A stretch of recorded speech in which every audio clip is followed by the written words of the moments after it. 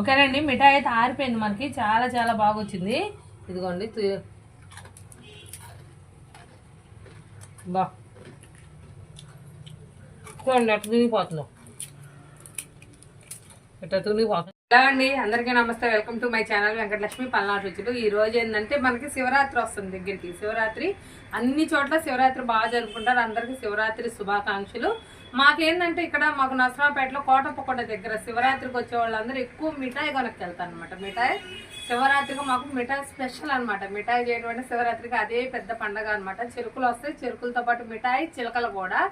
మిఠాయి అయితే ఈరోజు మీకు వేసి చూపించబోతున్నాను నేను. పర్ఫెక్ట్ కొలతలతోటి గట్టి మిఠాయి వేసి చూపిస్తాను. ప్లీజ్ మీరు అందరూ వీడియో లైక్ చేయండి, షేర్ చేయండి, సబ్స్క్రైబ్ చేసుకుని ఎక్కడి నుంచి వస్తున్నారో ప్లీజ్ కామెంట్ చేసి నన్ను సపోర్ట్ చేయండి. మీరు లైక్ చేయడం వల్ల, కామెంట్ చేయడం వల్ల వీడియో వేరే వాళ్ళకి షేర్. నేనైతే 3 ప్యాకెట్లు ఆయిల్ తీసుకుంటున్నానండి, 3 కేజీల నూనె తీసుకుంటున్నాను.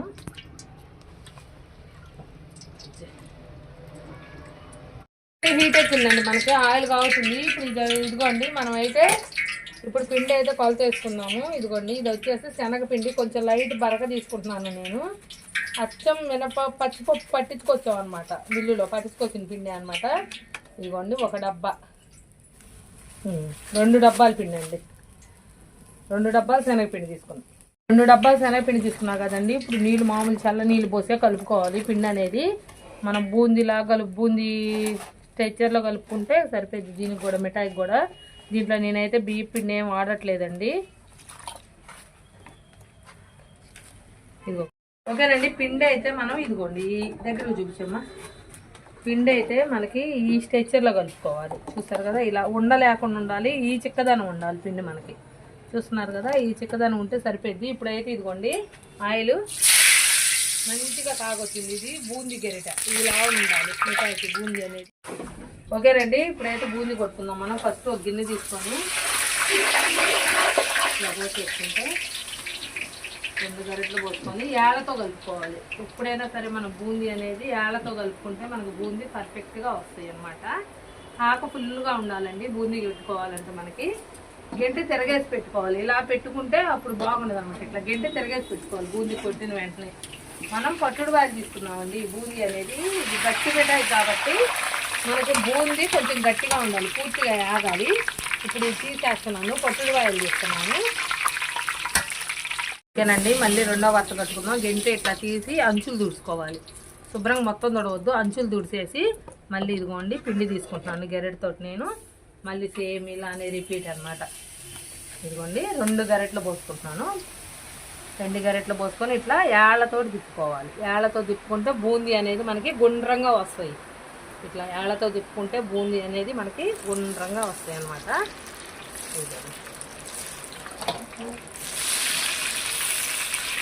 ఇదండి ఇక్కడ బూందీ ఎంత రౌండ్గా వచ్చిందో చాలా చాలా బాగా వచ్చింది కదా.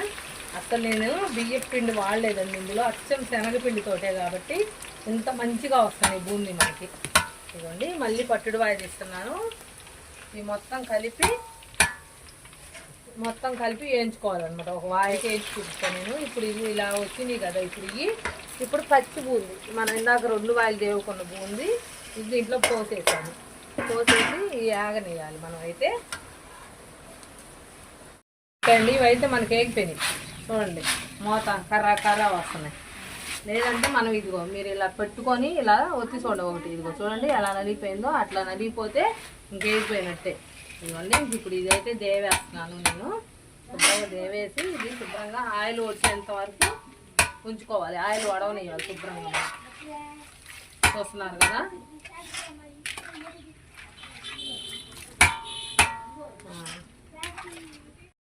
ఓకే అండి. బూందీ అయితే నేను పల్లెలో పోతున్నాను, ఎందుకంటే మళ్ళీ ఇది పూర్తిగా చల్లారాలి మనం మిఠాయి కొట్టుకోవాలంటే. ఈ లోపల ఇదిగోండి ఓకే అండి, 2వ వాయి కూడా ఇంకో పల్లెలో ఆరబోస్తున్నాయి. ఎందుకంటే ఇది చల్లారాలి కదా, కొంచెం తొందరగా చల్లారాలి పాకం పట్టుకోవాలంటే. ఇదిగో 2వ వాయి ఇంకో పల్లెలో ఆరబోస్తానండి. 2 ఆరాలి మనకి. చల్లారిపోయిందండి మనకి. ఇప్పుడు ఇదంతా నేను ఒక పల్లెలో వేసేసుకుంటాను. పూర్తిగా చల్లారిపోయింది మనకి బూందీ అనేది. ఇదిగోండి బూందీ పూర్తిగా చల్లారిపోయింది. ఇప్పుడైతే మనం పాకం పెట్టేసుకుందాము. ఇదిగోండి ఆ శనగపిండి వచ్చేసేసి 2 కేజీలు అనమాట. దానికోసం నేను 1.5 కేజీ బెల్లం తీసుకున్నాను. ఒకటి 1/2 కిలోకి ఉంది.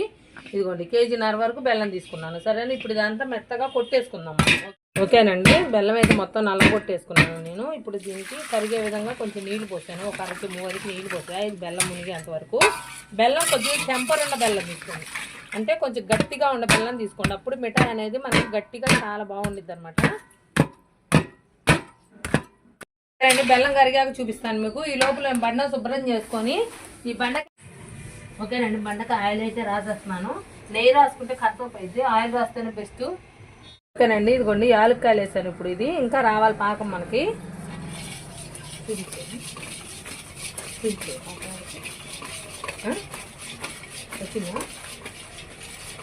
ఓకే అండి, ఇప్పుడు పాకం అయితే మనకు వచ్చేసింది. ఒకరు తీసుకున్నా, ఇదిగోండి వండ అయిపోయింది. చేతితో తీస్తేనే ఇదిగో వండ అయిపోయింది ఇది. ఇప్పుడు ఇది ఇదిగో తిరగదిస్తున్నా నేను. ఇదిగోండి చెక్క అయిపోయింది, ఇంకా అవసరం లేదు, ఇంక దించేసుకోవాలి. ఇదిగో చూడండి, పెళ్ళుసున ఇరిగిపోతుంది. చెక్క చెక్క పెళ్ళుసున సాగట్లా మనకి పాకం, చూసారా ఎట్లా ఇరిగిపోవాలి. ఇంక ఇప్పుడు దించేస్తున్నాను. ఇప్పుడు కొంచెం రంగేస్తున్నానండి, ఎల్లో కలర్ వేసాను కొద్దిగా.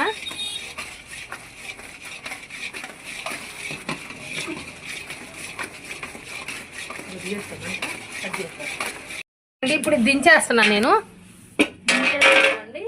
బూందీ అయితే పోసేస్తున్నాను, కొంచెం ఆపుతున్నాను, ఎలా ఉండిద్దో చూసుకుందాము. ఓకేనండి, చూస్తున్నారు కదా బూందీ అయితే పోసి కలుపుతున్నాను. నేను మేస్త్రికి ఇచ్చాను, ఆయన కలుపుతున్నారనమాట. బూందీ కొంచెం మిగిలిందండి. ఓకే, ఇప్పుడు చూస్తున్నారు కదా, ఇంకొక వరుస వేసేసి ఇదిగోండి తిప్పేస్తున్నాం. చూడండి, ఇదిగో తిప్పేసేసారు. అద్దు ముందు అద్దండి. ఓకే అండి, చూడండి అద్దుతున్నారు చూడండి. ఇట్లా అద్దేసుకోవాలన్నమాట వెంటనే మనం, లేదంటే పాడైపోయింది మనకి. ఇట్లా చేతితోటి అద్దేసుకోవాలన్నమాట. నేను అద్దట్లేదు, మేస్త్రి అద్దుతున్నాడు. సమానంగా అద్దేసే 4 పక్క. ఇప్పుడు చపాతీ కర్ర తీసుకొని రోల్ చేసుకోవచ్చు మనం. ఇదిగోండి, ఇంకా చపాతీ కర్రతోటి ఇట్లా సదరం చేసుకోవాలి. నునుపు వచ్చిద్ది అనమాట ఇట్లా చేస్తే మనకి. చూస్తున్నారు కదా, ఇట్లా సదరం చేసుకుంటే నునుపు వచ్చేసిద్ది. వెంటనే అద్దేసుకొని వెంటనే నునుపు చేసుకోవాలి. 4 పక్కల ఇట్లా సమానం చేసుకోవాలి. మామూలుగా ఏంటంటే ట్రైలు వేసుకుంటారు చాలామంది. నా దగ్గర ట్రై లేదు, నేను బండలు వేస్తాను కాబట్టి ఇట్లా 4 పక్కల సమానం చేసేస్తున్నాము. ఇదిగోండి, అదిగో ఇట్లా 4 పక్కల సమానం చేసేసి శుభ్రంగా ఇంక ఇప్పుడు ఇది కొంతసేపు ఆరనిచ్చాక కోయాలన్నమాట. అప్పుడు చాలా బాగుండిద్ది. 4 పక్కల సమానంగా చేసేసాము. చూడండి ఎలా వచ్చిందో, చాలా చాలా బాగా వచ్చింది. ఇప్పుడైతే కటింగ్ చేస్తున్నారు చూడండి. అది కొంచెం పచ్చిగా ఉన్నప్పుడే కట్ చేసుకోవాలి. చూస్తున్నారు కదా, ఒక సైజు ముక్కలు 200 గ్రాముల దాకా వచ్చింది అనమాట ఒక ముక్క. అందుకని చెప్పి అలా కటింగ్ చేస్తున్నారు.